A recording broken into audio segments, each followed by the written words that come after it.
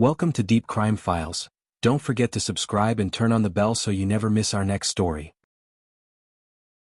It began on a humid summer night in Ocala, Florida, a quiet neighborhood tucked behind rows of pine trees, the kind of place people move to for peace, for safety, for a sense of belonging. But on this night, peace was shattered by a single gunshot. And by morning, one mother would be dead, her 4 children left screaming in the dark. To her friends, she was simply Ajike Owens, 35 years old, a mother of 4, the kind of woman who'd give her last dollar to help a neighbor. But she didn't know, her kindness was living next door to someone who saw her as a threat. Her name was Susan Lorincz, 58 years old, divorced. To some, she seemed quiet, private, the kind of neighbor who preferred her own company. But over the years, her silence grew colder, and her patience thinner.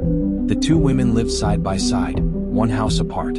Yet their worlds couldn't have been further apart. Ajike's children often played outside, laughter echoing across the lawn. But to Susan, that laughter was noise, an invasion.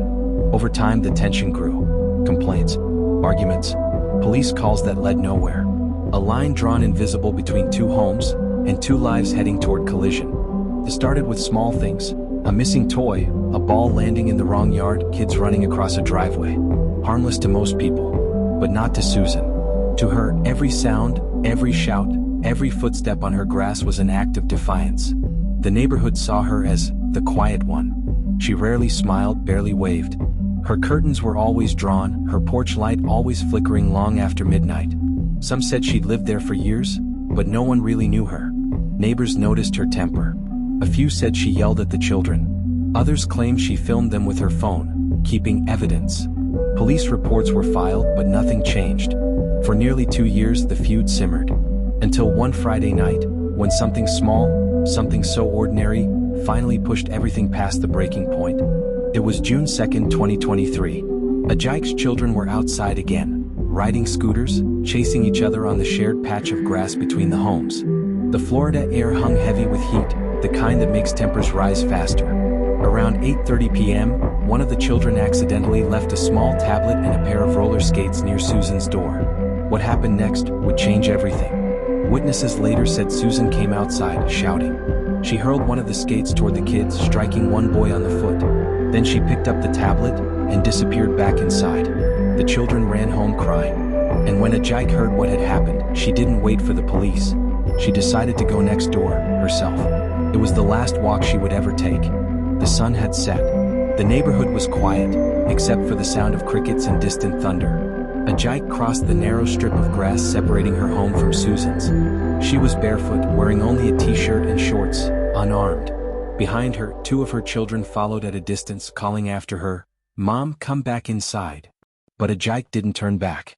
She knocked on Susan's door. Once, twice, 3 times. The sound echoed through the quiet night. Inside, Susan froze. She could hear the voice outside, muffled but angry. Her heart pounded. She moved to the door, but she didn't open it. Instead, she reached for a small black handgun resting on her counter. Moments stretched like hours. The knocks grew louder. AJ shouted for her to come out. But Susan, she stayed silent. Then, through the metal door, she raised the gun and pulled the trigger. The bullet tore through the wooden door, through Ajike's chest, and out into the night air. For a second, the world went silent. Then the sound returned, her children's screams, sharp and desperate, slicing through the stillness of the street. She stumbled backward, collapsed onto the porch, gasping for breath she could no longer find. Her eyes searched the faces of her children, wide, terrified, innocent, until the light behind them blurred into darkness. One of the children, just 9 years old, ran to her side. Tiny hands shook her shoulder, whispering her name over and over, hoping she would open her eyes. But she never did. In that moment, the night fell completely still, the kind of silence that only comes after violence, the kind that stays long after the sirens fade. When officers arrived, they found Ajike Owens collapsed near the threshold, her body half on the porch, half inside the doorway. Her hands were still empty. No weapon, no threat, just a mother trying to protect her children. The door, locked from the inside.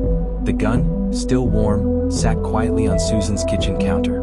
Susan stood in the corner, trembling, saying she was scared, that she thought someone was breaking in. As detectives began their sweep, the inconsistencies became clear.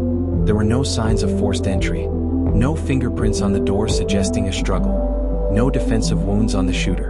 And two small voices, children, who had seen everything from just a few feet away. But even with all of that, the night ended without an arrest.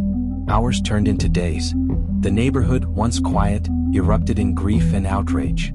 Flowers and candles began to line the sidewalk in front of AJ's home. Her friends, her family, her community, all demanding one thing: justice. To them, this wasn't just tragedy, it was a reflection of something deeper. A question that would echo far beyond that small neighborhood. Was this self-defense, or was it murder? The investigation began the moment the scene fell quiet. Inside, detectives photographed everything: the bullet hole in the metal door, the locked latch, the distance between the shooter and her victim. There was no sign of intrusion, no shattered glass, no forced hinges. Just one round fired through steel, straight into a mother's heart. When questioned, Susan said she feared for her life, that she thought AJ was breaking in. But her story shifted each time she told it. She couldn't explain why she never called the police, or why she had time to retrieve her gun, aim and shoot, but not to walk away. Detectives examined the scene again and again. One fact stood out: the door between them was closed, locked, and solid. A barrier that should have kept both women safe. But fear doesn't need an open door. If you're enjoying this video, don't forget to hit the like button and subscribe for more deep true crime stories. For 4 long days, nothing happened. The community's anger grew louder. Protesters gathered outside the sheriff's office, demanding action. "Arrest her," they shouted. "AJ deserves justice." Finally, on June 6, the warrant came down. Susan Lorincz was arrested and charged with manslaughter with a firearm, a crime that carries up to 30 years in prison. She was also charged with assault and culpable negligence. As she was led away, she kept repeating the same words: "I didn't mean to. I was scared." But for AJ's family, those words offered no comfort, and no justice yet. Months passed. The case moved slowly through Florida's court system. Attorneys debated whether the shooting qualified under the state's Stand Your Ground law, a law that lets citizens use deadly force if they reasonably fear imminent harm. But prosecutors argued there was nothing reasonable about firing through a locked door, nothing imminent about danger that couldn't reach you, and nothing lawful about taking a life because of noise or anger. The trial opened more than a year later. The courtroom was silent as witnesses took the stand: neighbors, police officers, even AJ's children. They described years of tension, shouting matches, and fear. They spoke of the night their mother died, of seeing her fall to the ground, of begging her to wake up. The defense painted Susan as a frightened woman, alone and desperate. They said she acted in panic, not malice. But the jury heard another story, of obsession, hostility, and choices that turned fear into fatal action. When the verdict came back, it took less than 3 hours. Guilty of manslaughter with a firearm. As the words echoed through the courtroom, Susan stared straight ahead, expressionless. Across the aisle, AJ's family wept quietly, clutching each other's hands. After more than a year of waiting, justice at last had spoken. The sentence came weeks later. The courtroom was packed. Journalists in the back row, family members clutching tissues, eyes red from too many sleepless nights. Susan stood motionless, hands clasped, her face pale beneath the fluorescent glow.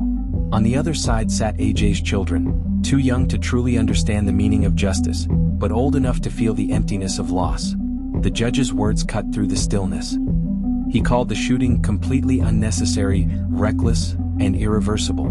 Then, with one sharp strike of the gavel, it was done. 25 years in state prison. There were no cheers, no shouts of victory, just silence.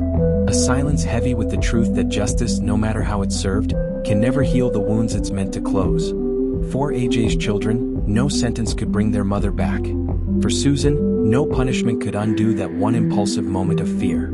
2 lives, both destroyed, separated only by a thin sheet of metal, and one terrible choice. In the months that followed, AJ's story spread across the nation. What began as a neighborhood dispute became a mirror held up to America itself, reflecting fear, prejudice, and the fragile line between justice and tragedy. Her death sparked protests, conversations, even policy debates. People asked, how many more lives must be lost before something changes? For AJ's family, grief became a mission.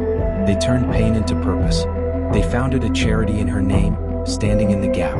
A foundation that offers support to children who've lost parents to senseless violence. They said it was more than a name, it was who Ajike was. A woman who, even in her final moments, stood between her children and danger, between innocence and hate, between life and death.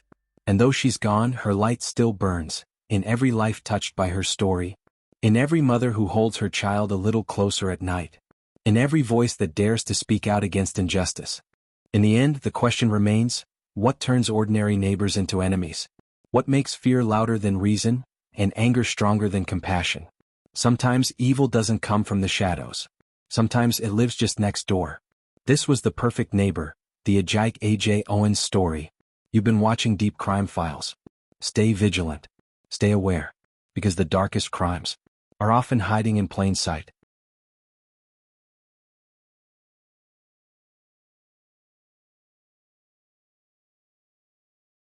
If this story moved you, hit subscribe and turn on notifications so you never miss the next case.